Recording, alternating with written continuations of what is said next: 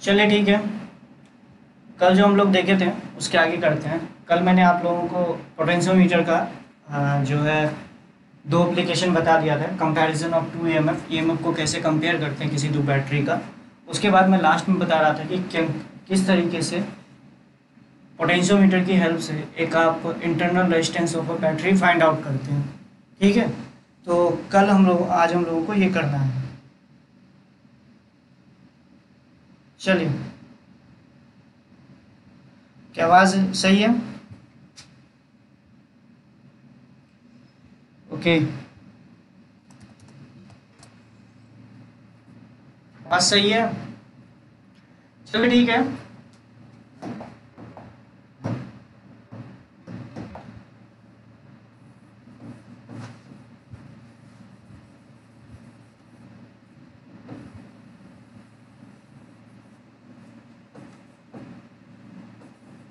ये आपका A B wire, यहाँ पे हम लोगों ने क्या किया, एक बैटरी लगा दी। इसका इंटरनल रेजिस्टेंस आर, एक्चुअली इसी की वैल्यू फाइंड आउट करनी है। और इसके पैरेलल में एक नोन रेजिस्टेंस, ये जो है नोन रेजिस्टेंस लगा दिया, और यहाँ पे एक स्विच भी लगा दिया है। उसके बाद इसको गैल्वेनोमीटर से कनेक्ट करवाया। तो इसमें मैं बता रहा था आप लोगों को, सर जो मीन्स का टेस्ट सीरीज का प्रॉब्लम था वो भी सॉल्व नहीं हुआ, सेम प्रॉब्लम प्लीज़ कर लीजिए। ठीक है, देखते हैं उसमें। चलिए, ये नोन रेजिस्टेंस है, ये स्विच है। जब हम लेंगे एस ओपन है, तो हमारे पास नल पॉइंट जो मिला वो मुझे मिला, सपोज करो कि x1 मिला। सपोज करो कि इसको पहले हमने ओपन कर रखा है, तो इसके थ्रू मुझे नल पॉइंट मिला, x मिला। तो हम क्या लिख सकते हैं, phi into x1 should be equals to E. यही हो जाएगा आपका, phi into x1 is equals to E. अब तो ये एक नॉर्मल बैटरी की तरह बिहेव करेगा और नल पॉइंट आपको x पे मिल सकता है। अब s को क्लोज कर दिया, अब s को क्लोज किया, s क्लोज्ड है, तो आपको नल पॉइंट मिला। अब ध्यान से देखिए x2 पे, तो आप क्या लिखिएगा, आप इसको इस तरीके से मान सकते हो कि यहाँ पे एक 0 वोल्ट की बैटरी है, तो इसके अक्रॉस जो पोटेंशियल डिफरेंस होगा इसके अक्रॉस भी वही होगा।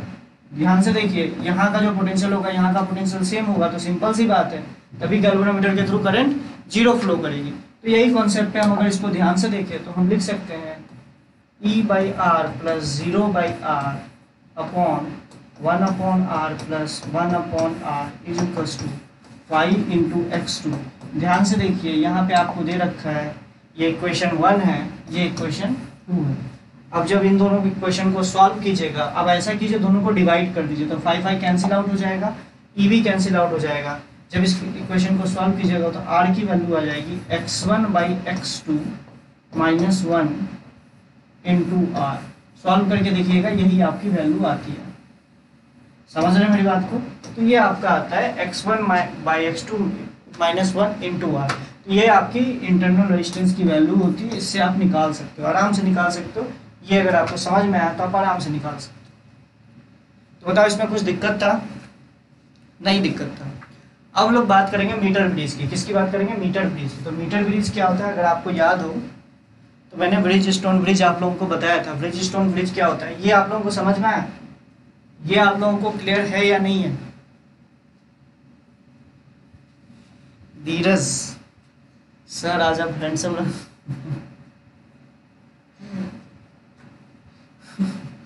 अच्छा, गैल्वेनोमीटर का ओम्स लॉ से मिक्सअप क्या हो जाता है, मतलब नहीं समझा आप क्या पूछने की कोशिश कर रहे हो? ठीक है, चलिए नेक्स्ट क्वेश्चन करते हैं। हम लोग नेक्स्ट देखते हैं। अगर आपको याद होगा, बैलेंस ब्रिज स्टोन ब्रिज के बारे में मैंने आप लोगों को बताया था। जब भी इस तरह के 5 रेजिस्टेंस आपको दिखे तो आपके दिमाग में आना चाहिए this is R1, R2, R3, R4। तो ये होता है आपका बैलेंस ब्रिज स्टोन ब्रिज। अगर हम ध्यान से देखें तो ये R5 है। अगर R1/R2 is equals to R3/R4 आ जाए तो इसी को बैलेंस ब्रिज स्टोन ब्रिज है। इसको कई तरीके से बनाया जाता है, अगर आपको याद रहा जाए। इसको हम लोग ऐसे भी बनाते हैं, इसको बीच में आपको गैल्वेनोमीटर दिखा देगा और एक टर्मिनल ऑफ बैटरी से कनेक्ट कर देगा। गैल्वेनोमीटर क्यों दिखाते हैं? क्योंकि जब इन दोनों को बैलेंस करोगे तो इसके थ्रू करंट जीरो पास कर रहा होगा, तो वो पता कैसे चलेगा? वो गैल्वेनोमीटर से ही पता करेगा, क्योंकि गैल्वेनोमीटर के अगर निडल डिफ्लेक्शन जीरो दिखा रही है तो सिंपल सी बात है यहाँ से यहाँ कोई करंट फ्लो नहीं कर रही है, इसका मतलब है ये बैलेंसिंग कंडीशन पे। ये भी एक तरीके से मीटर भी बैलेंस ब्रिजस्टोन ब्रिज है। दूसरा आप इसको ऐसे भी सोच सकते हो,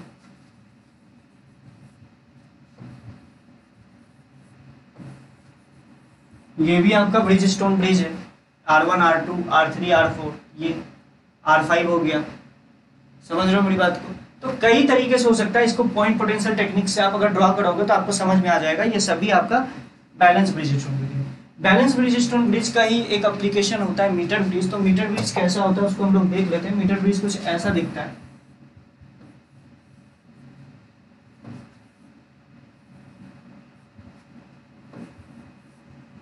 मीटर ब्रिज मतलब इसकी वायर की जो लेंथ होती है ना वो 1 मीटर होती है, इसलिए हम लोग इसको मीटर ब्रिज भी बोलते हैं।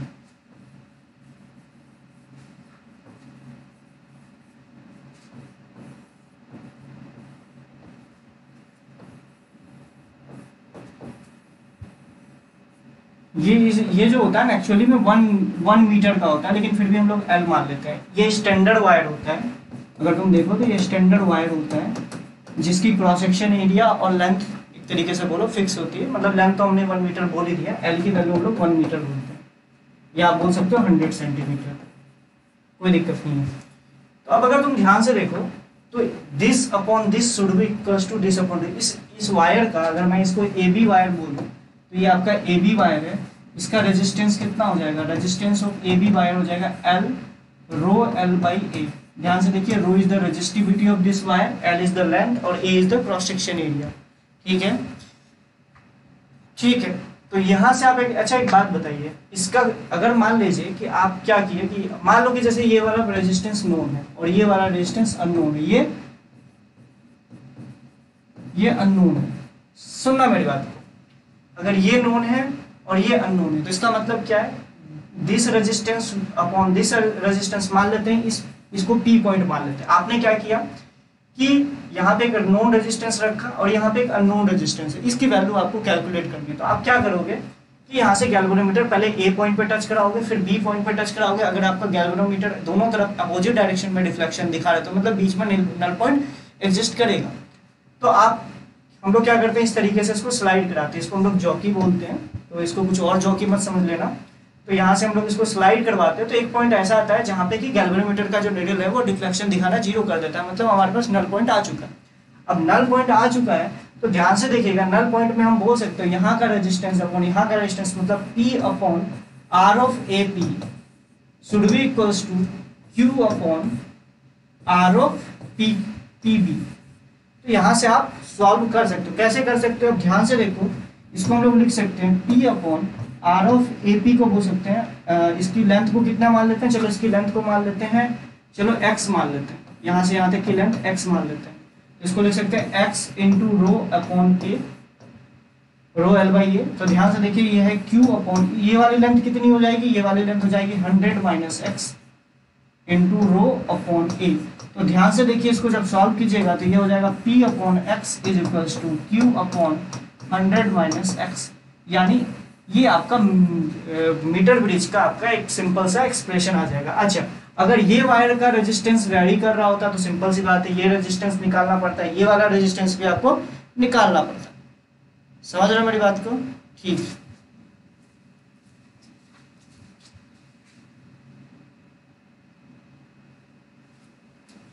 ठीक है, चलिए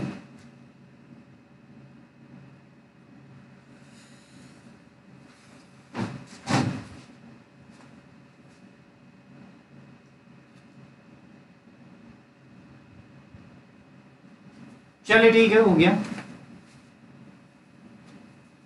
ओके, चलिए हो गया। ये आपका सिंपल सा, अगर मान लो कि एक बार क्वेश्चन आया था जेईई मेंस में, इसी तरह का क्वेश्चन आया था, अरे बता देंगे यार। ये होता है, अगर तुम ध्यान से देखो, ये आपके मीटर ब्रिज होता है, ये समझ में आया। एक बार क्वेश्चन क्या आया था, ध्यान से सुनिएगा, जेईई मेंस का ही क्वेश्चन आया था, जेईई मेंस में ही क्वेश्चन आया था इस तरीके से। ये क्या दे रखा था, ऐसे करके। अब जो वायर है ना ये ऐसे करके, मतलब समझो वायर जो है ये ऐसे करके होता है। तो समझिएगा कहीं पे नल पॉइंट आया तो आपको यहाँ से लेके यहाँ तक का रेजिस्टेंस निकालना पड़ता, फिर यहाँ से लेके यहाँ तक का रेजिस्टेंस निकालना पड़ता। वो ऑलरेडी आप जानते हो कैसे निकालोगे, ये मैंने पहले आपको डिस्कस कर रखा है। इस तरह का क्वेश्चन आया था, यहाँ पे नल पॉइंट आ रहा था तो यहाँ से लेके यहाँ तक का रेजिस्टेंस निकालिए, फिर यहाँ से लेके यहाँ का रेजिस्टेंस निकाल लीजिए। तो this upon this resistance will be equals to this upon this resistance, उससे आपका आंसर आ जाता है। ठीक है, अब हम लोग बात करेंगे एंड करेक्शन। एंड करेक्शन क्या होता है, एंड करेक्शन के बारे में हम लोग देखते हैं। एंड करेक्शन का क्या मतलब होता है मीटर ब्रिज में, उसको हम लोग देखते हैं। ये हमारा लास्ट टॉपिक। अब होता क्या है कि मान लीजिए ये वायर है, इसको यहाँ पे मोड़ना पड़ता है, मतलब यहाँ पे एक तरीके से पिन लगी होती है, यहाँ पे भी पिन लगी रहती है। अब मान लो कि 1 मीटर तो है, 1 मीटर तो है, लेकिन इसको जोड़ने के लिए कुछ ना कुछ वायर को, मान लो कि यहाँ पे पिन लगे हुए, उसमें लपेटना पड़ेगा, यहाँ पे भी कुछ वायर को लपेटना पड़ेगा, या आपको कुछ ना कुछ सोल्डिंग करनी पड़ेगी। सोल्डिंग करोगे तो एक्स्ट्रा मेटल का कुछ एक्स्ट्रा मटेरियल आपको यहाँ पे ऐड करना पड़ेगा। अगर यहाँ पे आप सोल्डिंग करते हो, ध्यान से समझना, यहाँ तो आप यहाँ पे वायर को रैप करते हो या सोल्डिंग करते हो तो कुछ एक्स्ट्रा लेंथ इधर ऐड हो जाएगा, यहाँ पे भी कुछ एक्स्ट्रा लेंथ ऐड होगा, यहाँ पे भी कुछ एक्स्ट्रा लेंथ ऐड हो जाएगा। असल में जो हम इसकी लेंथ 100 सेंटीमीटर मान रहे थे वो 100 सेंटीमीटर एक्चुअली में है नहीं। क्यों? क्योंकि यहाँ पे आपका एक्स्ट्रा कुछ ना कुछ वायर का मटेरियल आपने या तो सोल्डिंग के द्वारा ऐड कर रखा है या मोड़ने के कारण ऐड कर रखा है। तो इस केस में हम लोग क्या मानते हैं कि मान लेते हैं कि सोल्डिंग के कारण या रैपिंग के कारण इधर अल्फा लेंथ इंक्रीज हो गई है। तो मैं इसको नेक्स्ट पेज में बनाता हूँ, तो मैं इसको ऐसे मान सकता हूँ,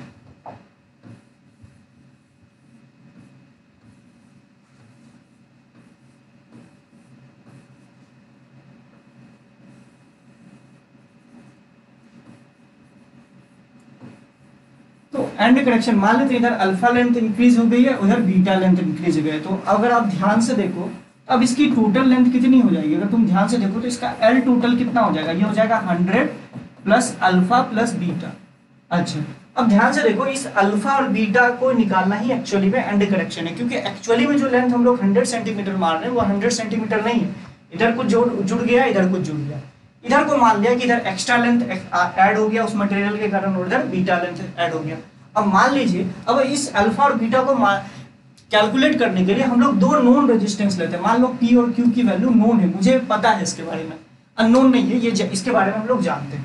तो हम लोग पहले P और Q को यहाँ पे डाले और इसके थ्रू से हम लोग नल पॉइंट फाइंड आउट किए। मान लो कि यहाँ का नल पॉइंट हमको मिला L1 डिस्टेंस पे, P और Q हमको पता है और नल पॉइंट हमको मिला L1 डिस्टेंस पे। तो क्या लिखोगे, ध्यान से देखो, P upon L1 plus alpha, क्योंकि अब इधर की लेंथ L तो हमको स्केल में दिख रहा है और इधर अल्फा एक्स्ट्रा है, शुड बी इक्वल्स टू क्या लिखोगे, Q अपॉन, ध्यान से देखो, L टोटल माइनस इधर का लेंथ, तो ध्यान से देखो 100 plus alpha plus beta minus और L1 प्लस अल्फा। तो ध्यान से देखिए ये हो जाएगा, अगर तुम इसको देखोगे तो ये हो जाएगा P upon L1 plus alpha is equals to Q upon 100 minus L1 plus beta. तो ध्यान से देखिए ये हमारे पास पहला इक्वेशन आ चुका है। अच्छा, आप P के बारे में जानते हैं, Q के बारे में भी जानते हैं और L1 के बारे में भी जानते हैं। अब हम क्या करते हैं, इस P और Q को इंटरचेंज कर देते हैं। अब हम क्या करते हैं, P और Q को इंटरचेंज कर देते हैं। Interchanging P and Q, P and Q, we find null point x2। अब मान लो कि हम क्या करें, P को इस तरफ लेके आए और Q को इस तरफ लेके आए, तो अब फिर से नल पॉइंट पता किए और मुझे पता चला कि नल पॉइंट L2 आ गए।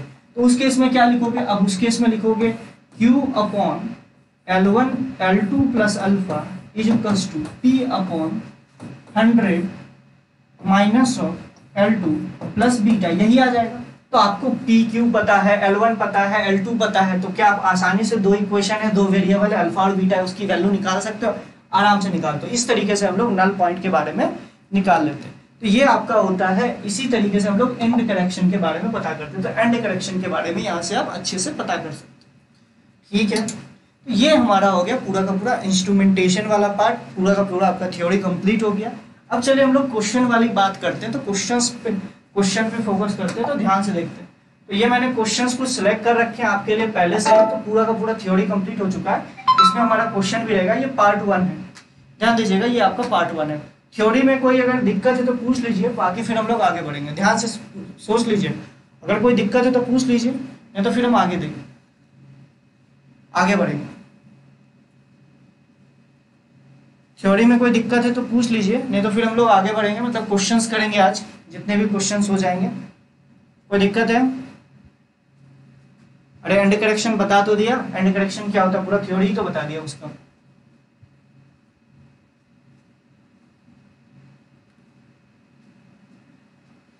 दो नॉन रेजिस्टेंस लिया, दोनों की वैल्यू को इंटरचेंज कर दिया, उसके बारे में। चलिए चलिए, कोई दिक्कत नहीं है, अगर किसी को डाउट है तो पूछ लीजिए, क्योंकि मैं फिर क्वेश्चन से स्टार्ट करूंगा। ठीक है, कोई दिक्कत नहीं, देख लेंगे, इंटेंसिटी डाउन कर लेंगे। चलिए, पहला क्वेश्चन ध्यान से देखिए, ये आपको दिया हुआ है, कई बार आप लोगों ने देखा होगा, फिर भी एक बार आप इसको ट्राई कीजिए। ये पहला क्वेश्चन है आपका, ये क्वेश्चन आपको दिख रहा है क्या? चलिए मैं देख लेता हूँ, इंटेंसिटी तो डाउन कर दूंगा, लेकिन अभी इस क्वेश्चन को एक बार ट्राई कीजिए।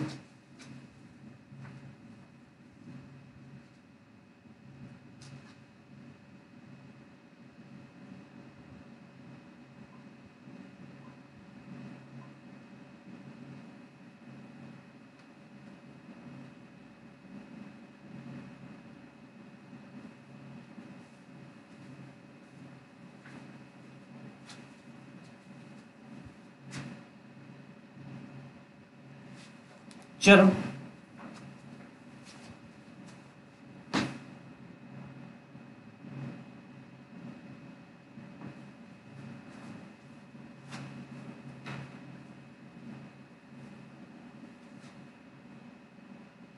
चल कीजिए इस क्वेश्चन को।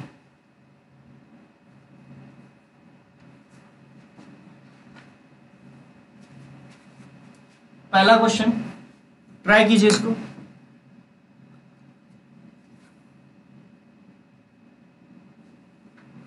नहीं बेटा, वो नहीं।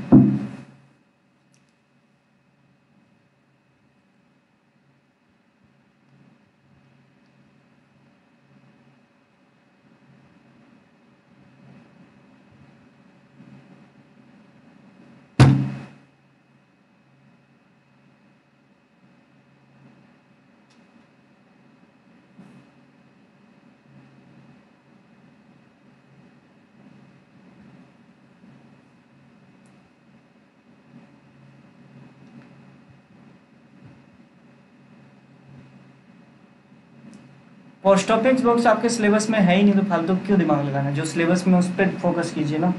नहीं है वो आपके सिलेबस में।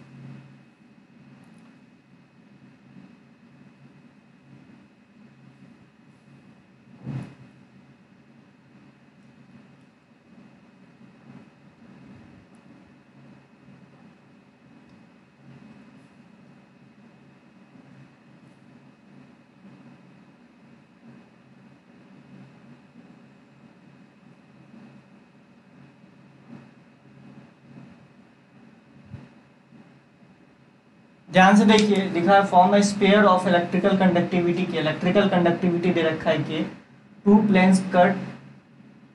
planes cut a piece such that one plane passing through the center of sphere and second is parallel to first one at a distance r/2 from the center, then the resistance between a and b is। ये जो distance है ये दोनों plane का, ये r/2 है, तो आपको बताना है करंट अगर a से b की ओर फ्लो करे तो आपका रेजिस्टेंस कितना होगा, ये आपसे पूछ रहा है। कंडक्टिविटी, इलेक्ट्रिकल कंडक्टिविटी के दे रखा है, ठीक है। चलिए देखते हैं इसको।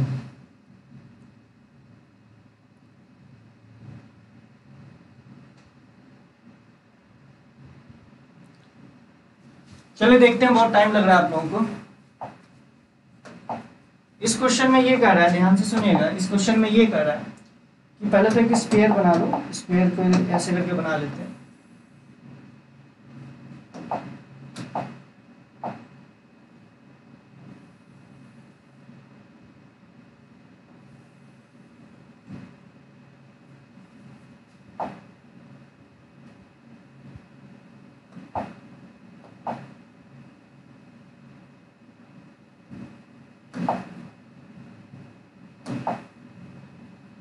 ठीक है,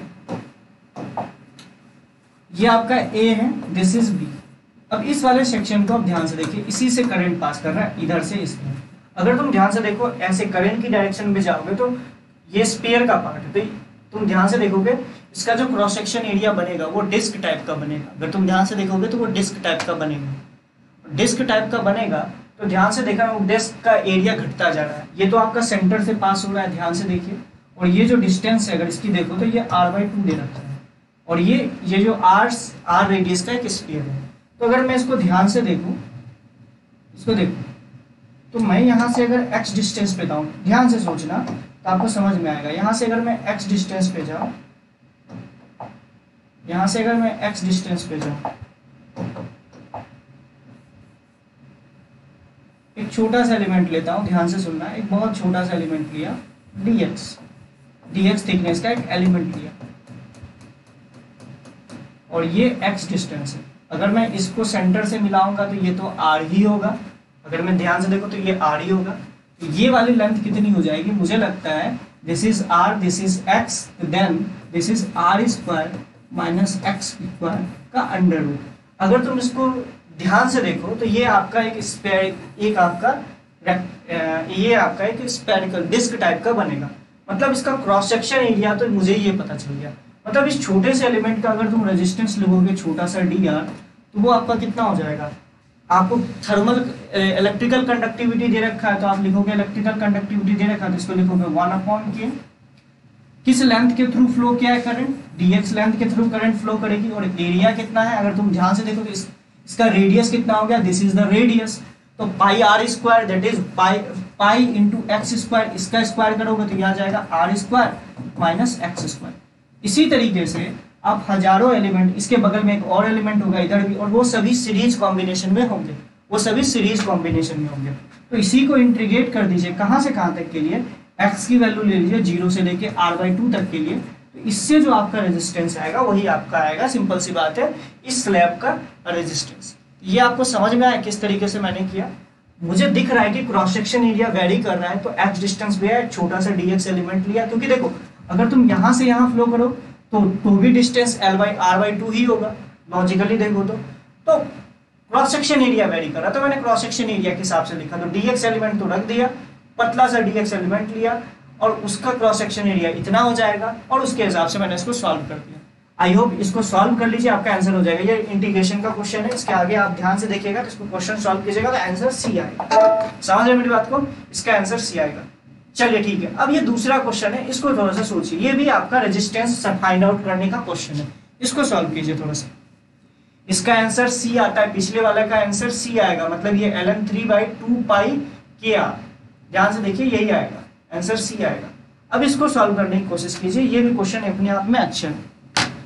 this is multiple choice question.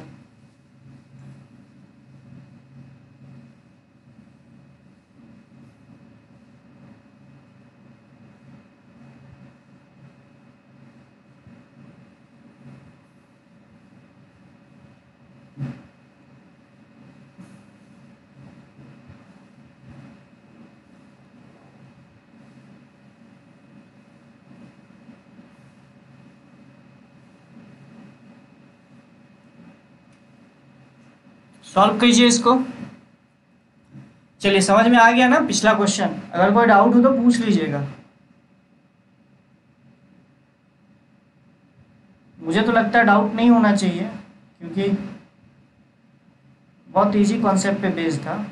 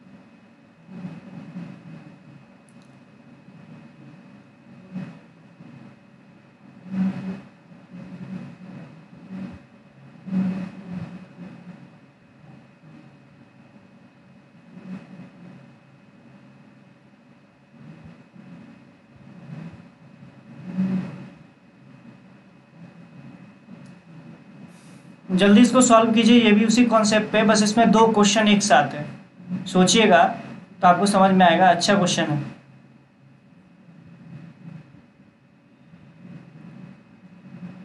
ये भी बिना इंटीग्रेशन के सॉल्व नहीं होगा, सोचोगे तो समझ में आ जाएगा।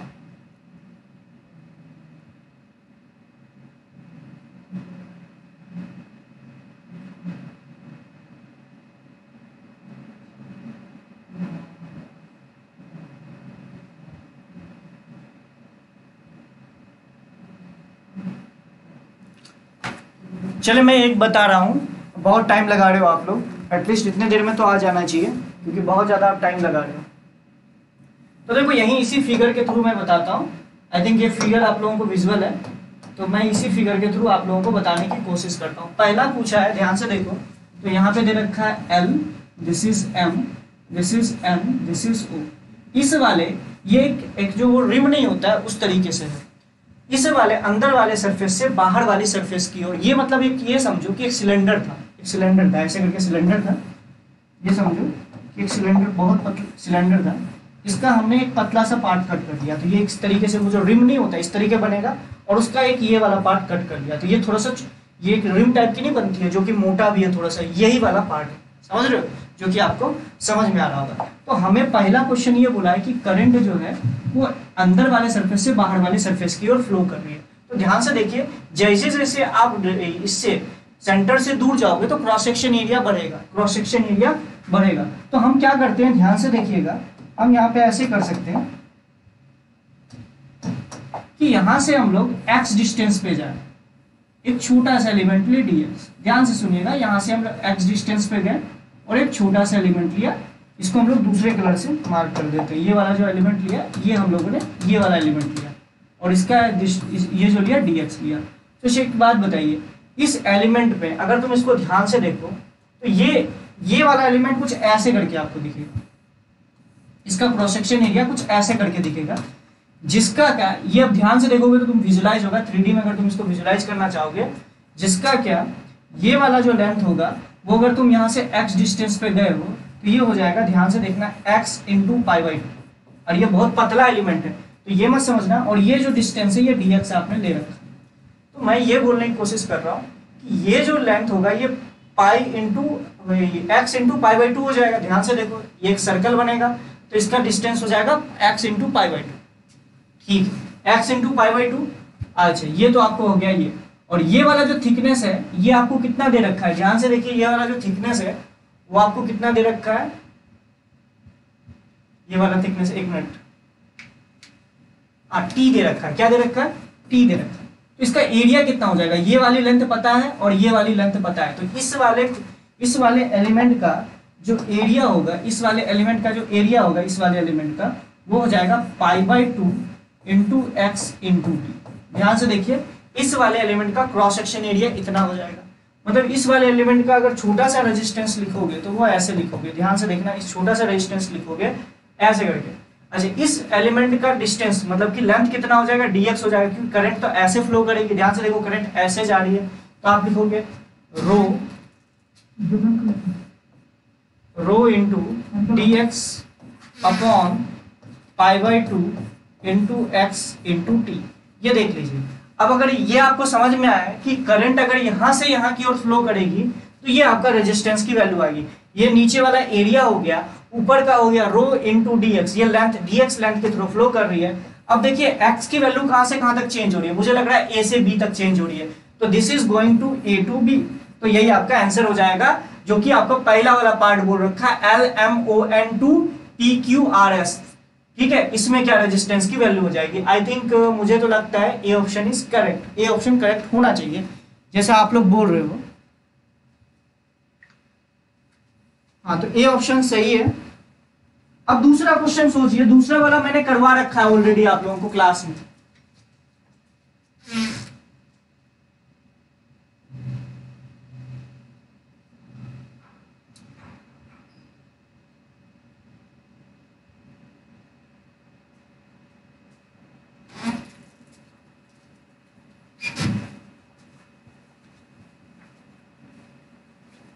ठीक है, ए ऑप्शन सही है। अब दूसरा जो आपको बोल रखा है वो दे रखा है अब इस सब सारी चीजों को मैं मिटाता हूँ। ये वाला आपको समझ में आया? अब ये वाला आपको समझ में आया तो अब हम दूसरे पार्ट की ओर चलते हैं। अब ध्यान से देखना, दूसरे पार्ट की ओर चलते हैं। ये मैं पूरा मिटा रहा हूँ। अब आपसे पूछ क्या रहा है, करंट जो है ना, अब आपसे पूछ रहा है करंट का जो फ्लो है ना, वो इस तरीके से समझो, वो इस वाले से इस वाले की ओर हो रहा है। अगर तुम ध्यान से देखो तो हर एक पॉइंट का क्रॉस सेक्शन एरिया तो सेम है, लेकिन इसका लेंथ अलग अलग हो रहा है। यहाँ अगर याद करो कि मैंने एक ये वाला क्वेश्चन कराया था, अगर आपको याद होगा तो ये तो वही तरह से है ना, बस एक छोटा सा एलिमेंट ले लिया, ये वाला पार्ट ले लिया, ये तो वही वाला क्वेश्चन है। अगर आपको याद होगा तो ये सेम क्वेश्चन मैंने ऑलरेडी करा रखा है, ये पूरा का पूरा इस तरह का था, और याद कीजिए ये उसका छोटा सा पार्ट है। तो इसमें क्या करोगे, इसमें कुछ करना ही नहीं है भाई, इसमें कुछ करना ही नहीं है। बस इसमें क्या करना है, देखो यहां से x डिस्टेंस पे जाओगे, एक छोटा सा एलिमेंट लोगे, ध्यान से देखो, यहां से x डिस्टेंस पे जाओगे, छोटा सा एलिमेंट लोगे, इसको मैं इधर बनाता हूं अच्छे से दिखेगा, इसको मैंने ऐसे करके बनाया, देखो। तो इसके सेंटर से अगर तुम x डिस्टेंस पे जाओगे और एक छोटा सा एलिमेंट लोगे, क्या, dx, जिसको कि मैं ऐसे करके मार्क कर दे रहा हूं। तो हम सेंटर से x डिस्टेंस पे गए और छोटा सा एलिमेंट लिए dx। तो इस छोटे से एलिमेंट का करंट ऐसे करके फ्लो कर रही है। तो इस छोटे से एलिमेंट का एक बात बताओ, इसका जो क्रॉस सेक्शन एरिया है वो कुछ आपको ऐसे दिखेगा। ये dx था और इसका थिकनेस तो आपको t दे ही रखा था, अगर आपको याद होगा। ये थिकनेस आपको t दे रखा था, अगर आपको याद होगा तो इसका थिकनेस t आपको पता था पहले से। ठीक है, अच्छी बात है। ये बताइए आप लोगों को समझ में आया? C is also correct. C कैसे करेक्ट हो जाएगा भाई? B option is correct, B option correct होगा। ठीक है, तो देखो इसका एरिया कितना हो जाएगा, अगर तुम ध्यान से देखो तो इस वाले एलिमेंट का जो एरिया होगा ना वो हो जाएगा dx इंटू टी। ध्यान से देखो। अच्छा, इसका लेंथ कितना हो जाएगा, इसी लेंथ के थ्रू करंट गई होगी और ये पूरी लेंथ जो होगी वो हो जाएगी π/2 इंटू एक्स। मतलब अगर इस छोटे से एलिमेंट का रेजिस्टेंस आप लिखो, छोटा सा रेजिस्टेंस, तो उसको लिखोगे रो इंटू लेंथ कितना है π/2 इंटू एक्स अपॉन एरिया कितना है dx इंटू टी। अच्छा एक बात बताओ, इसी तरीके से इसके बगल में एक छोटा सा एलिमेंट होगा जिसको मैं ग्रीन कलर से दिखा रहा हूं। ये बताओ इसके सीरीज कॉम्बिनेशन में कि पैरेलल कॉम्बिनेशन में? मुझे लगता है पैरेलल कॉम्बिनेशन में। ध्यान से देखो, करंट ऐसे जा रही है, करंट ऐसे जा रही है, तो ध्यान से देखिए ये वाला एलिमेंट और ये वाला एलिमेंट पैरेलल कॉम्बिनेशन में। इसी तरीके से हजारों करोड़ों एलिमेंट पैरेलल कॉम्बिनेशन में होगा। तो ध्यान से देखिए कि अगर आप सॉल्व कीजिएगा तो अच्छा इसका जो भी आंसर आएगा तो यहां से आपको लिखना पड़ेगा dr is equal to 1/dr करके जोड़ना पड़ेगा। इसी तरीके से हजारों एलिमेंट का जो एडिशन कीजिएगा तो क्या होगा, 1/r इक्विवेलेंट की वैल्यू क्या आ जाएगी, हो जाएगी 1/r1 प्लस 1/r2, इसी तरीके से। इसलिए इसको उल्टा करके आपको जोड़ना पड़ेगा, तो हो जाएगा dx into T upon rho into π/2 into X. और x की वैल्यू कहां से कहां तक होगी, ध्यान से देखिए, a से लेके b तक। इसको सॉल्व कर लीजिए, फिर इसका उल्टा कर लीजिएगा तो आपका आंसर आ जाएगा। समझ रहे हो मेरी बात को? इसका उल्टा कर लीजिएगा तो आपका आंसर आ जाएगा। ये ऑलरेडी मैं आप लोगों को करवा भी चुका हूं इस तरह का क्वेश्चन। समझ रहे हो मेरी बात को? तो इसका आंसर आपको दे रखा है ए एंड बी, हाँ ए एंड बी आएगा इसका answer, A and B. C option is not correct, C option is not correct, A and B is the correct option. C option पता नहीं कैसे सही आ रहा है, अबे पागल उगल हो गए हो क्या? ये मैंने बता दिया फिर भी सी ऑप्शन कैसे करेक्ट आ रहा है, गधेरे हो क्या? मतलब बुद्धि उद्धि कुछ है नहीं, जो बता रहा हूं कि A and B option is correct. C option कैसे करेक्ट हो जाएगा भाई, गधे हो गया? ये क्वेश्चन करवाया गया क्लास में, इस तरह का क्वेश्चन बताया तो था। नहीं समझ में आया तो पूछ लीजिए। चलिए अब ये नेक्स्ट क्वेश्चन की ओर आगे बढ़ते हैं। ये वाला क्वेश्चन थोड़ा सा ट्राई कीजिएगा, सर्किट से रिलेटेड है। मैं दोबारा उसको नहीं बता रहा हूं, जिसको समझ में आया अच्छी बात है, जिसको नहीं समझ में आया कोई बात नहीं। अगर बताया तो गधे यार कि वो दो उसके बगल येलो वाला लिया था और ग्रीन वाला एलिमेंट लिया था, वो दोनों पैरेलल कॉम्बिनेशन में आ जाएगा ना। सीरीज कॉम्बिनेशन का मतलब होता है दोनों में करंट की वैल्यू सेम होगी। तो दोनों में क्या करंट की वैल्यू सेम हो रही है? नहीं हो रही है ना, इसका मतलब पैरेलल कॉम्बिनेशन में होगा। येलो वाला लिया था एक एलिमेंट और एक ग्रीन वाला लिया था, वो दोनों पैरेलल कॉम्बिनेशन में आ रहा था।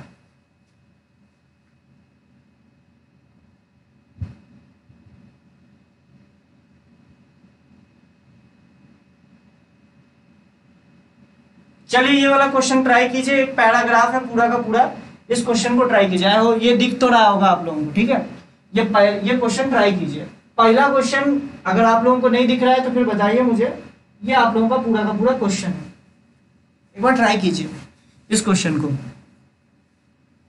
पाई मिसिंग है, अरे पाई मिसिंग नहीं है, हो सकता है दिख नहीं रहा होगा, देखता हूं मैं। पाई मिसिंग है क्या? अबे ये पाई इंटू रो तो दे ही रखा है, पाई इंटू रो तो दे ही रखा है, समझ रहे हो? पाई इंटू रो तो दे ही रखा है, इसमें कौन सी बड़ी बात हो गई भाई?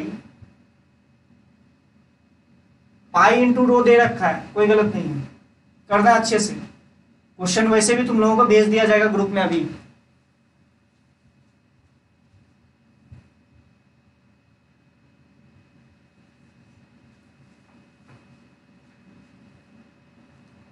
तो पाई नहीं दिखा था तो अपने मन से सी ऑप्शन बोल दोगे।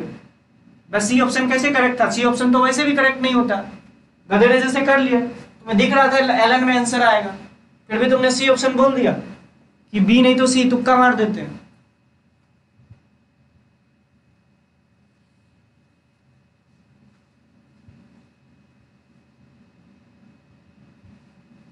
चलो जो भी है, आ गया ना, समझ में आ गया ना। बी ऑप्शन नहीं आया तो इसका मतलब गलती है। सी ऑप्शन पता नहीं तुम लोग कैसे कर रहे हो। एलन में कहाँ दिया हुआ था सी ऑप्शन में? थप्पड़ ऊपर मारेंगे अभी। अबे सी ऑप्शन में एलन में कहाँ दे रखा था? एलन जब दे रखा था तो कैसे सही हो जाएगा? गधे हो क्या? जब सी ऑप्शन में एलन के रूप में आंसर दे नहीं रखा तो इसका मतलब ये गलती होगा ना। तुम्हारा इसका आंसर एलन में आ रहा है ना। अब कुछ भी बोलो, गलत गलत होता है, चाहे तुमने जो देखा गलत गलत होता है। ये क्वेश्चन ट्राई कीजिए।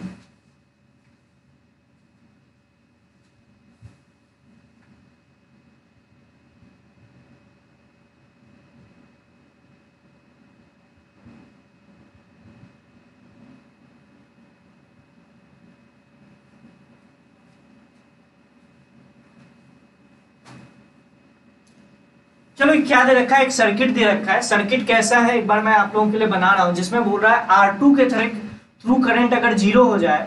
ये सर्किट दिख रहा है क्या आप लोगों को? क्लियरली दिख रहा है ना? ये बताओ, ये सर्किट आप लोगों को दिख रहा है ना?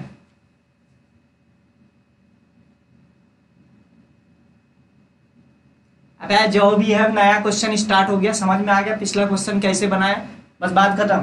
तुमने जो भी किया गधाबंदी किया, बस बात खत्म, वही बात खत्म हो गई। नहीं बनने का मतलब है नहीं बनने का मतलब, बात खत्म। जैसे बताया वही एक तरीका है, उसके अलावा दूसरा तरीका है नहीं। पैरेलल पहला वाला सीरीज कॉम्बिनेशन में आ जाएगा, क्योंकि कोई भी एक्स डिस्टेंस में छोटा सा एलिमेंट dx लोगे और उसके बगल वाला अगर कोई दूसरा एलिमेंट लोगे तो दोनों में करंट की वैल्यू सेम होगी। इसलिए पहला वाला जो था सभी सीरीज कॉम्बिनेशन में आया था, उसको डायरेक्टली ऐड कर दिया। बताया भी था थ्योरी में, फिर भी अगर नहीं आता है तो क्या कर सकते हैं? थ्योरी में भी बताया था आप लोगों को, अगर याद होगा तो। चलिए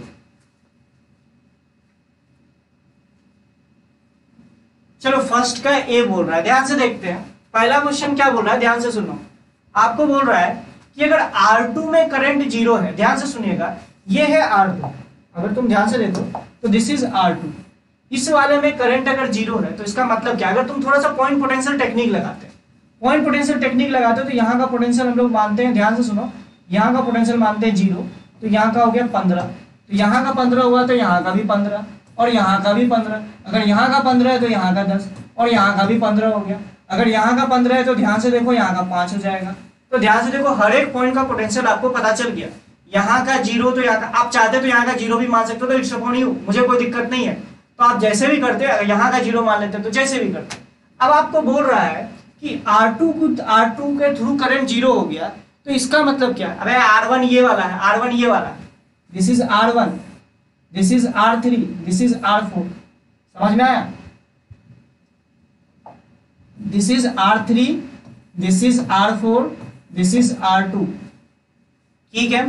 तो आपसे बोला क्या जा रहा है, R3 और R4, अगर आपका R2 में करंट 0 हो रहा है, मतलब इसके अक्रॉस पोटेंशियल डिफरेंस 0 होना चाहिए। अरे अगर R2 में करंट 0 हो रहा है तो मतलब इस पॉइंट का भी पोटेंशियल 10 होना चाहिए, तभी R2 के थ्रू करंट 0 पास करेगा, समझ रहे हो? अबे ये R1 दे रखा है, ऊपर में दे रखा है, ठीक है। चलो अब आपसे क्या पूछ रहा है, अब आपसे क्या पूछ रखा है कि अगर तुम ध्यान से देखो R2 में अगर करंट जीरो है तो इसका मतलब इस पॉइंट का पोटेंशियल इस पॉइंट का पोटेंशियल सेम हो गया। तो अब बताइए R3 में करंट कितना हो जाएगा। देखो R3 का जो रेजिस्टेंस दे रखा है वो 4 ओम दे रखा है और R3 के अक्रॉस पोटेंशियल डिफरेंस कितना दे रखा है, अब 10 ओम हो जाएगा और R4 के अक्रॉस पोटेंशियल डिफरेंस कितना हो जाएगा, 5 ओम हो जाएगा। तो देख लीजिए इसमें से कौन सा ऑप्शन सही हो जाएगा। बोला है करंट 3 R3 इज 2.5। तो कैसे करोगे, ध्यान से देखो R3 के अक्रॉस पोटेंशियल डिफरेंस 10 दे रखा है, 10 हो जाएगा और इसका रेजिस्टेंस 4 दे रखा है, तो 10/4 इज इक्वल टू 2.5। तो ए ऑप्शन तो सही हो गया भाई। Current through R4 is 3 ampere, 3 ampere बोल रहा है। तो R4 के क्रॉस पोटेंशियल डिफरेंस कितना हो जाएगा, पोटेंशियल डिफरेंस हो जाएगा 5 और R4 का रेजिस्टेंस कितना है 2, तो 5/2। तो ये ऑप्शन तो गलत हो जाएगा। अरे तुम खुद सोचो ना, अगर इससे करंट पास नहीं हो रहा तो इसका मतलब इसमें जितना करंट होगा इसमें भी उतना ही करंट होगा। तो ये दोनों R3 और R4 सीरीज कॉम्बिनेशन में आ जाएगा, समझ रहे हो। तो R3 और R4 में सेम करंट होना चाहिए, वो अब तुम्हें दिख भी रहा है। अच्छा A B both are correct, B A B are wrong. तो मेरा कुल मिला के ए ऑप्शन हो जाएगा। अब आपसे क्या बोल रखा है, ये तो पहला केस था। अब दूसरा केस के लिए क्या बोल रखा है, थोड़ा सा इसको समझते हैं। दूसरे केस के लिए क्या बोला है, अब इस वाले दूसरे वाले केस के लिए समझते हैं। दूसरे वाले केस में ये बोला है कि R2/R3 की वैल्यू क्या हो, जिसके लिए R2/R4 की वैल्यू क्या हो। तो इसको मार्क ही कर लेते हैं कौन कौन सा क्या दे रखा है। This is R2, this is R3, this is R4, this is R1। आपसे बोल रखा है कि R2/R4 की वैल्यू क्या हो जिसके लिए कि R3 के थ्रू करंट पास जीरो कर रहा हो। समझ रहे हो मेरी बात को। तो अगर R3 के थ्रू करंट जीरो पास कर रहा हो तो चलो अपने मन से कोई भी पोटेंशियल मान सकते हो। तो यहाँ का पोटेंशियल 0 मानते हैं तो यहाँ का पोटेंशियल 5 हो जाएगा, यहाँ का ही पोटेंशियल 5 हो जाएगा अगर तुम इसके हिसाब से मानते हो। या अगर पिछला वाला ही पोटेंशियल मान रखे हो तो कोई दिक्कत नहीं है, समझ रहे हो मेरी बात को। तो यहाँ का 5 हो जाएगा। अगर यहाँ का 5 होगा तो एक बात बताओ यहाँ का पोटेंशियल कितना हो जाएगा। मुझे लगता है यहाँ का पोटेंशियल हो जाएगा -10। ध्यान से देखो -10 हो जाएगा। तो यहाँ का पोटेंशियल हो जाएगा 5, तो यहाँ का पोटेंशियल हो जाएगा -5। ध्यान से देखो -5। अच्छा अब बोल रहा है R3 के थ्रू करंट जो है वो जीरो फ्लो करेगी।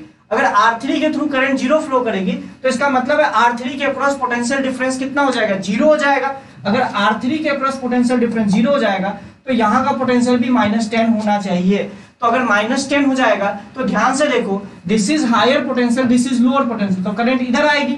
और this is higher potential, this is lower potential, current इधर आएगी। तो इसका मतलब है इसमें R2 में करंट इस तरफ आ रही है, देखो R2 में करंट इस तरफ आ रही है और R4 में करंट इस तरफ आ रही है। तो किसी भी R3 के किसी भी वैल्यू के लिए आपका जो करंट इसमें जीरो नहीं हो सकता है। क्योंकि अगर तुम ध्यान से देखो इस वाले सर्किट में तो इधर से करंट इधर आ रही है, इधर से करंट इधर आ रही है। तो तुम एक बात बताओ यहाँ का करंट और यहाँ का करंट मिलके इस तरफ ही तो जाएगा ना।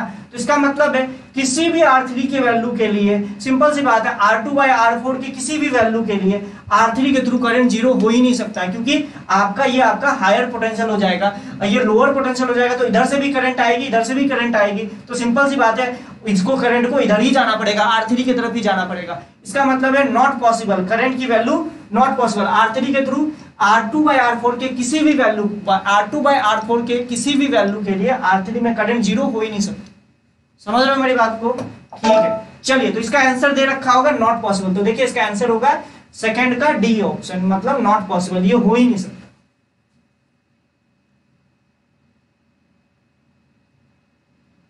चलिए तो 2 का डी ऑप्शन हो जाएगा, फर्स्ट का ए ऑप्शन हो जाएगा। चलिए ठीक है, आपको जिसके थ्रू करंट पास नहीं कर रहा उसका मतलब उसके क्रॉस पोटेंशियल डिफरेंस जीरो हो जाएगा ना भाई। वही लॉजिकली मैंने लगाया है यहाँ पे, और कुछ तो लगाया नहीं है। चलिए ये वाला क्वेश्चन ट्राई कीजिए, ये वाला क्वेश्चन ट्राई कीजिए।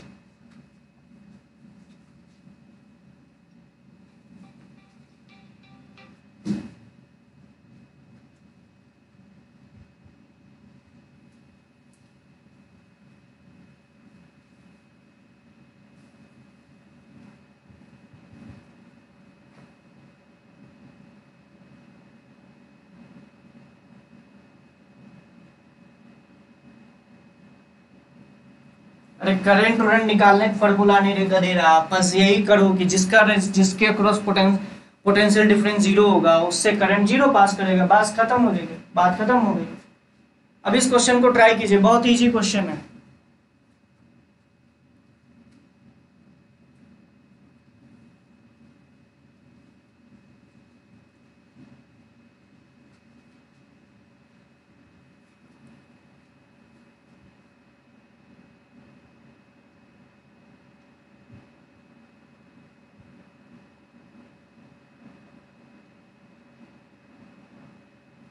चलो ठीक है, इस क्वेश्चन को देखते हैं। इस क्वेश्चन को आप पॉइंट पोटेंशियल टेक्निक से आराम से कर सकते हो। जैसे मैं आपको बताता हूँ, ध्यान से सुनिएगा।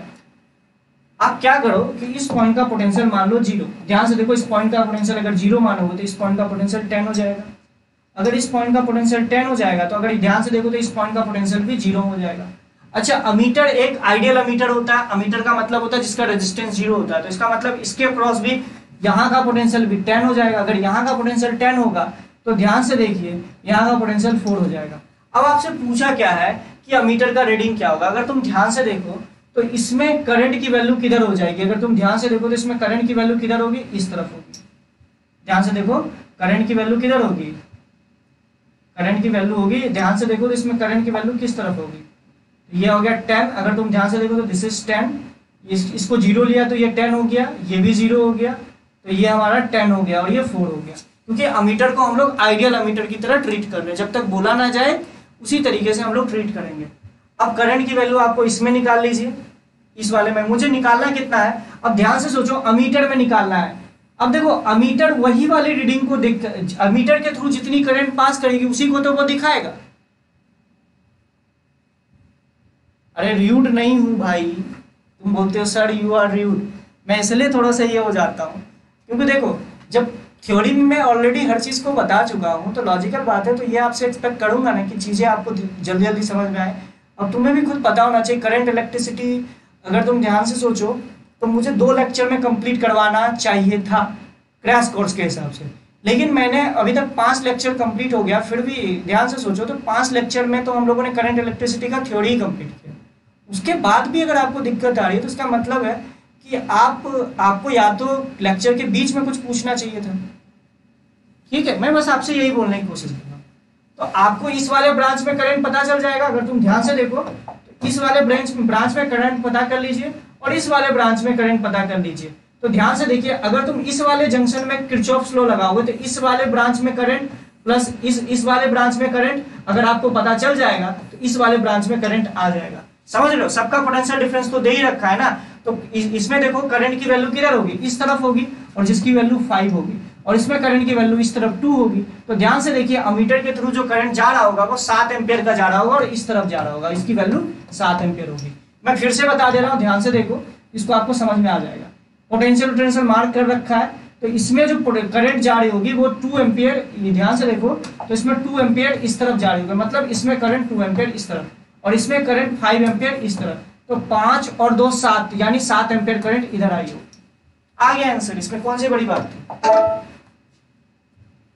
चलो अब लास्ट क्वेश्चन हम लोग देखते हैं। ये वाला हमारा लास्ट क्वेश्चन है। ये वाला पैराग्राफ एक बार देखिए और इस पैराग्राफ के क्वेश्चंस को सॉल्व करने की कोशिश कीजिए।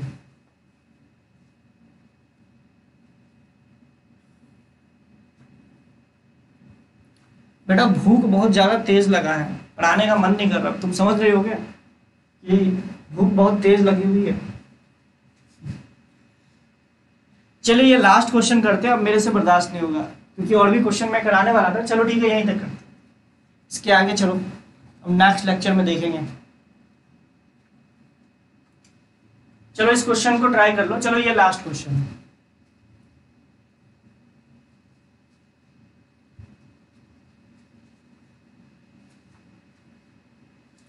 करंट इलेक्ट्रिसिटी में अभी और भी बहुत अच्छे अच्छे क्वेश्चंस करवाऊंगा, उसकी टेंशन मत लीजिए। हाँ, विस्कोसिटी से रिलेटेड मैं अच्छे अच्छे क्वेश्चन कट कर चुका हूँ, मतलब खोज चुका हूँ। विस्कोसिटी का मैंने, याद कीजिए, आप लोगों से प्रॉमिस किया था कि विस्कोसिटी के अच्छे अच्छे क्वेश्चंस कराऊंगा, तो उसके लिए टेंशन मत लीजिए। विस्कोसिटी के अच्छे अच्छे क्वेश्चंस, मतलब समझ रहे हो ना, कि जिसको देख के तुम्हारे दिमाग से आए OMG, मतलब ओ माई गॉड, कुछ और मतलब नहीं, मतलब नहीं निकालना कि ऐसे क्वेश्चन। विस्कोसिटी माना जाता है सबसे इजी चैप्टर है, सबसे इजी टॉपिक है, लेकिन उसके भी बहुत अच्छे अच्छे क्वेश्चंस उठाया हूँ। फिर इसी तरीके से मैं नेक्स्ट सेशन से एक लूंगा। अभी तो कल का सेशन जो होगा वो आपका करंट इलेक्ट्रिसिटी के क्वेश्चन पे ही बेस्ड होगा। तो देखते हैं, मैं तो चाह रहा हूँ 2 से 3 सेशन लूँ करंट इलेक्ट्रिसिटी के क्वेश्चन पे बेस्ड ही, अच्छे से क्वेश्चन करा दूँ। आपको जो अच्छा लगे अपने नोट्स में लिख लेना। जो क्वेश्चन आपको लगे कि नहीं रियलिटी में क्वेश्चन सर ने अच्छे कराए हैं तो उसको लिख लीजिएगा और उसमें थोड़ा सा वर्क कीजिए।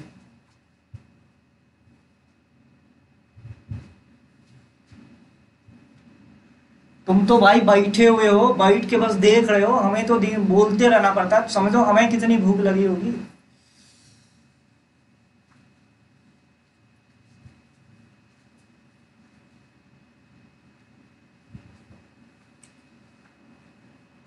चलिए क्वेश्चन समझ में आया, पैराग्राफ है, अच्छा ठीक ठाक क्वेश्चन है। बस मतलब कई बच्चे ना पैराग्राफ देख के ही सोच लेते हैं कि पैराग्राफ बहुत ज़्यादा टफ होने वाला है। अरे ऐसा नहीं है, पैराग्राफ ना बहुत ज़्यादा इजी होता है। मैक्सिमम 90% जो पैराग्राफ्स होते हैं ना वो बहुत ज़्यादा इजी होते हैं। अगर लेकिन बच्चे पैराग्राफ देख के ही डर जाते हैं, इतना सारा चीज़ लिखा हुआ है, इसका मतलब क्वेश्चन हमसे नहीं बनने वाला, ऐसा कुछ नहीं होता। चलिए ठीक है, जल्दी से सोचिए। कुछ नहीं दे रखा है भाई, इसमें कुछ सोचोगे ना फिर सोचोगे बुड़बक बना रहा है। क्या बना रहा है? बुड़बक बना रहा है।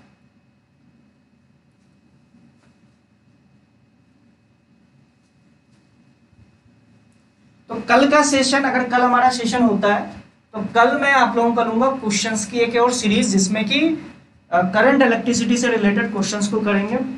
उसके बाद एक और सेशन होगा क्वेश्चंस की सीरीज। उसके बाद मिक्स सेशन होगा जिसमें विस्कोसिटी, करंट इलेक्ट्रिसिटी, थर्मोडाइनमिक्स, सारे क्वेश्चंस का सीरीज लूंगा। मतलब अभी जो 3 से 4 दिन आपका होगा कंटिन्यूअसली, उसमें हम लोग क्वेश्चंस की सीरीज ही लेने वाले हैं। मतलब अब थ्योरी नहीं करवाएंगे, 4 दिन तक आपका थ्योरी नहीं होगा। मतलब ये मान के चलो संडे तक आपका थ्योरी नहीं होगा। मंडे से फिर हम लोग नया चैप्टर स्टार्ट करेंगे, मैग्नेटिक इफेक्ट ऑफ करंट। याद रखिएगा, मंडे को हम लोग स्टार्ट करेंगे मैग्नेटिक इफेक्ट ऑफ करंट।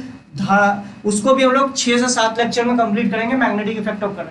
उसमें अच्छे अच्छे क्वेश्चंस करा दूंगा, थोड़ा बहुत थ्योरी बताऊंगा और क्वेश्चंस ही करवाऊंगा ज्यादातर उसमें।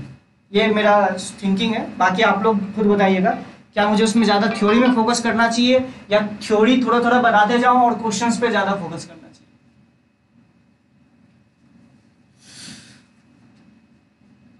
चलिए ठीक है, अब इसमें क्या बोल रखा है ध्यान से सुनिएगा।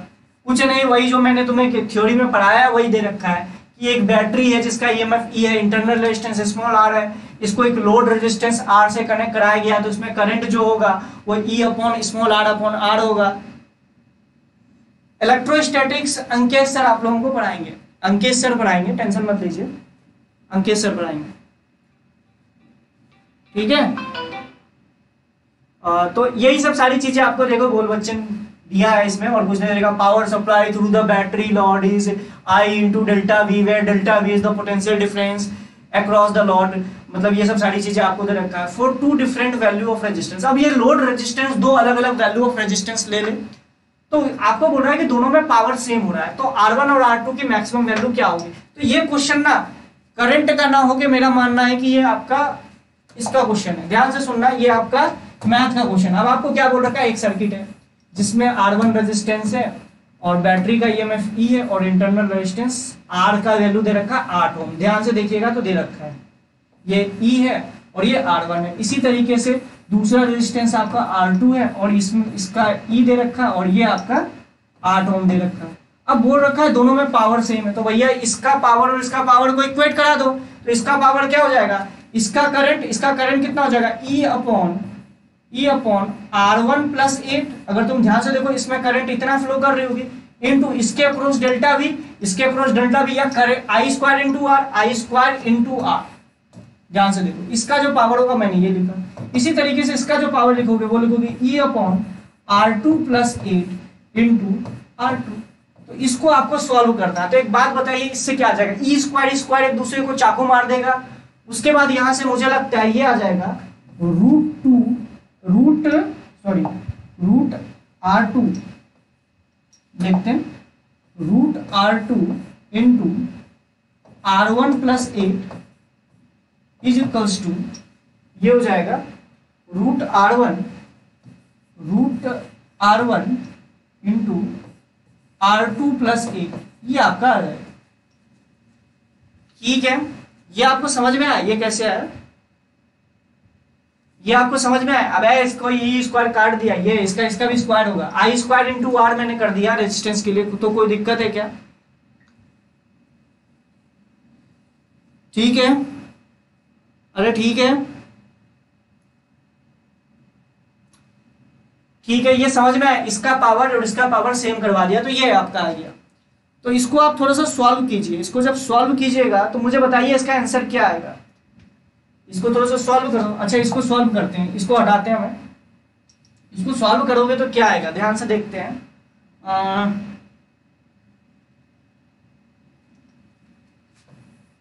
ध्यान से देखते हैं, 8√R1 plus of √R1 into R2 should be equals to √R2 into R1 plus of 8√R2।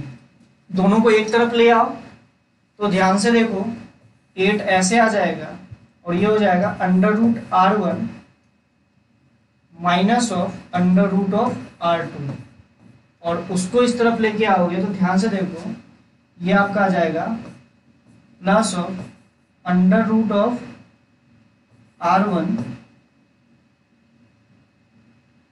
Minus √R2 R1 is equals to 0। ये आ जाएगा, ध्यान से देखिए, यही आएगा, मुझे तो यही लग रहा है। अच्छा यहाँ माइनस आएगा, सॉरी यहाँ पे माइनस आएगा, यही आएगा ना, आई थिंक।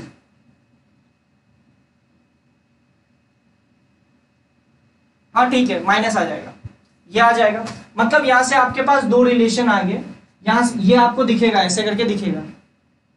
अब इसके बाद तो कुछ बचा ही नहीं, पहला तो हो जाएगा R1 is equals to R2, पहला तो ये दिखेगा, और दूसरा आपको दिखेगा R1 R2 की वैल्यू 64।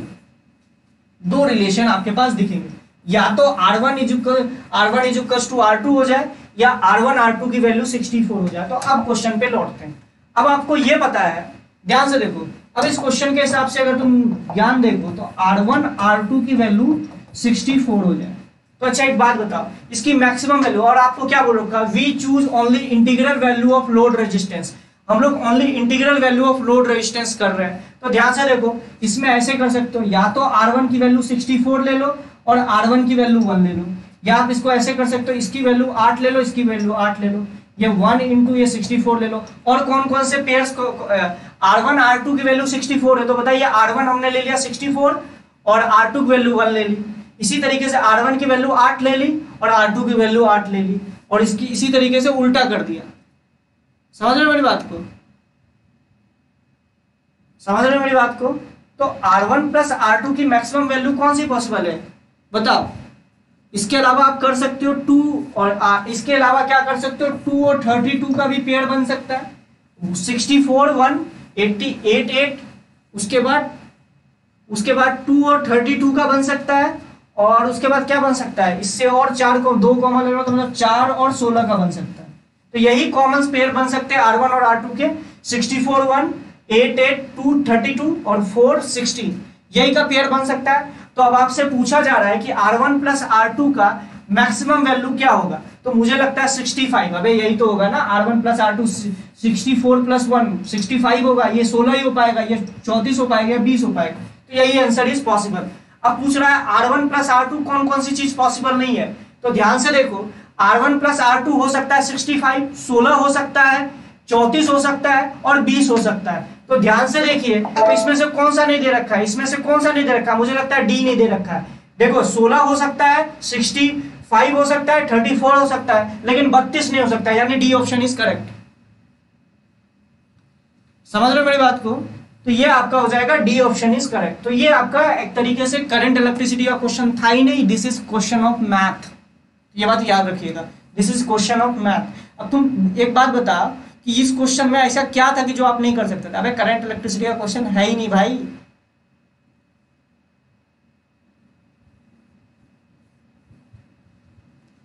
अरे मैथ के गुलामों, एक बात बताओ, मैथ के गुलामों, R1 R2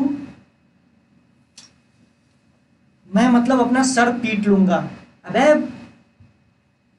या तो R1 is equal to R2 हो सकता है, या R1 R2 का प्रोडक्ट 62 होना चाहिए। ये किसने बोला कि R1, इस वाले इक्वेशन में भी R1 इंटू R2 लगाना चाहिए? गजब वाली बात करते हो भाई। ऐसे करते हो कि एक्स स्क्वायर प्लस मान लो कि क्वाड्रेटिक इक्वेशन है x minus 3 into x minus 4 is equal to 0, तो तुम बोलोगे कि x1 की वैल्यू तो या तो 1 होगी या तो 4 होगी, यही तो होता है ना। तो वही मैंने बोला, या तो R1 is equal to R2 हो जाए तब ऐसी पॉसिबिलिटी होगी, या R1 और R2 का प्रोडक्ट 64 हो जाए। अरे भाई, अरे भाई ये आया था, ध्यान से देखो ये आया था, तो इसको कैसे लिखोगे भाई? मतलब पूरे तरीके से लो मतलब मैथ के मामले में, मतलब या इसको कैसे लिखोगे यार? इसको लिखोगे under root R1 minus under root of R2 into 8 minus of under root R1 R2 is equals to 0। या तो ये 0 हो जाए या तो ये 0 हो जाए, बात खत्म है ना, इससे ज्यादा क्या है?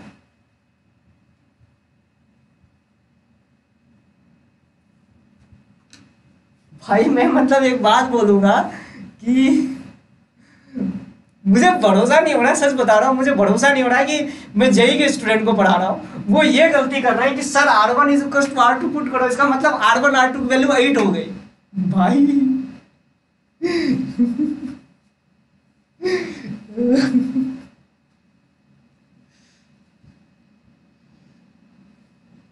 अरे यार अब समझ में आया? प्लीज ऐसी गलती मत कीजिएगा। This question belong to math, not physics. मतलब मैं ऐसा एक्सपेक्ट आप लोगों से नहीं कर रहा था।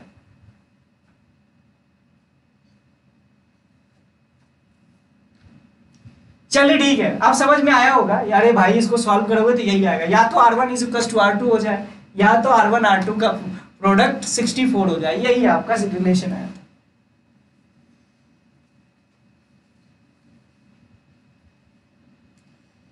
सर आप बहुत हैंडसम हार्ड वर्किंग हो। सॉरी सर गलती हो गई, प्लीज लीव इट। चलिए ठीक है,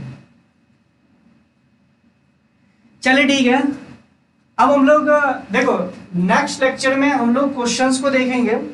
नेक्स्ट में हम लोग क्या करेंगे, हाँ क्वेश्चंस हम लोग देखेंगे। तो आप लोग कौन से वाले पार्ट को मेनली रिवाइज करके आइएगा, पावर मैक्सिमाइजेशन को अच्छे से रिवाइज करके आइएगा। मैं नेक्स्ट लेक्चर में पावर मैक्सिमाइजेशन, पावर से रिलेटेड क्वेश्चंस करवाऊंगा।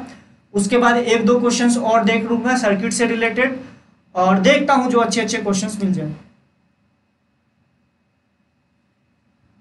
चलिए ठीक है, ओके बेटा। चलिए आप लोग भी जाके खाना खाइए, मुझे भी भूख लगी है, अब जाके मैं भी खाना खाऊंगा आराम से और जाके सो जाऊंगा। फिर देखता हूँ कल के सेशन में आप लोगों से मिलते हैं, कल फिर एडवांस का लेंगे, देखते हैं। मेंस का सेशन अभी 1-2 दिन के लिए मेरे को थोड़ा सा टाइम देना, मेंस का सेशन थोड़ा सा 1-2 दिन के लिए रोकते हैं। मैं जानबूझ के मेंस का सेशन इसलिए रोकना चाहता हूँ बेटा, क्योंकि मेंस में हम लोग रुके हुए हैं कहाँ पे, वेव का एक चैप्टर पीछे है, इंटरफेरेंस पे। इंटरफेरेंस के क्वेश्चन दे के रखा हुआ मुझे याद है। चलिए तो, और हाँ टारगेट वाले बच्चों का भी करवाऊंगा, टेंशन मत लो, ठीक है। चलिए कल मिलते हैं, कल के सेशन में फिर हम इसके आगे क्वेश्चंस करेंगे। बाय बाय, टेक केयर और गुड नाइट। अच्छे से पढ़ाई कीजिएगा, और ये मैं PDF आप लोगों को अभी भेज देता हूँ, एक बार आप लोग दोबारा सॉल्व कर लीजिएगा, जिससे कि आपका थोड़ा सा कॉन्फिडेंट बढ़े कि हाँ सर। चलिए बाय, गुड नाइट।